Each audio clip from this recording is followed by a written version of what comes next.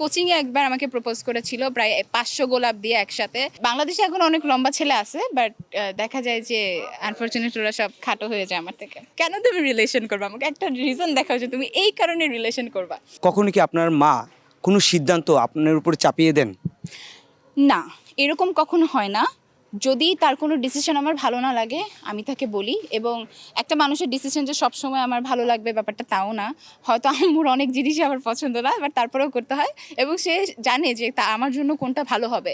অনেক সময় আমি ভুল ডিসিশন নিয়ে ফেলি, তো সেটা আমার আম্মু আবার আমাকে রিকভারি করে দেয়।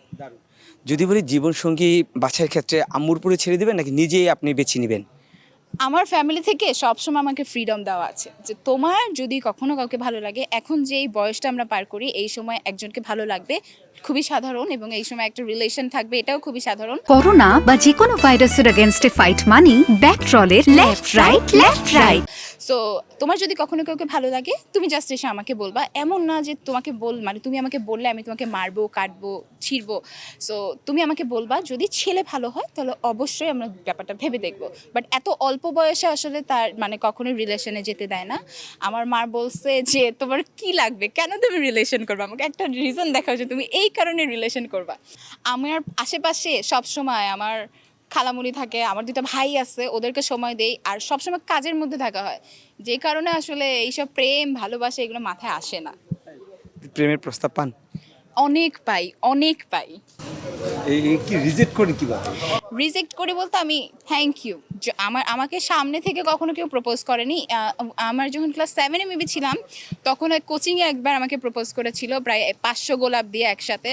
সো না, নেই না তা না, আমি ফুল নিছি ভাই, আমি ফুল নিছি, কিন্তু হচ্ছে আমি বলছি থ্যাংক ইউ বলে চলে আসছি। এখন পরে ছেলেটা আমি আর আমার স্কুলে দেখি নাই। সো এটা আমি আমার মাকে জানিয়েছি। হ্যাঁ, স্কুল লাইফে যখন 7-এ ছিলাম তখন। সো প্রেমের প্রস্তাব অনেক পাওয়া হয় না যে তা না, কিন্তু সবার সাথে তো রিলেশনে যাওয়া যায় না। তো যখন কাউকে ভালো লাগবে জানাবো ফ্যামিলিকে, দেখি কি হয়। ম্যাজেমের একটা মজার কথা বলি, সেটা হচ্ছে আপনার হাইট তো অনেক ভালো মাশাল্লাহ। সো মনে হয় না যে ছেলে পেতে কষ্ট হবে? আমাকে আমাকে যে প্রপোজ করেছিল 7-এ, তখন ও আমার থেকে প্রায় 1 থেকে 1.5 ইঞ্চি মানে শর্ট ছিল।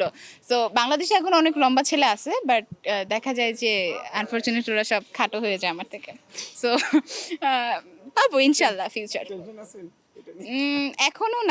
এখনো নাই, দেখি সামনে কি হয়, আল্লাহ জানে।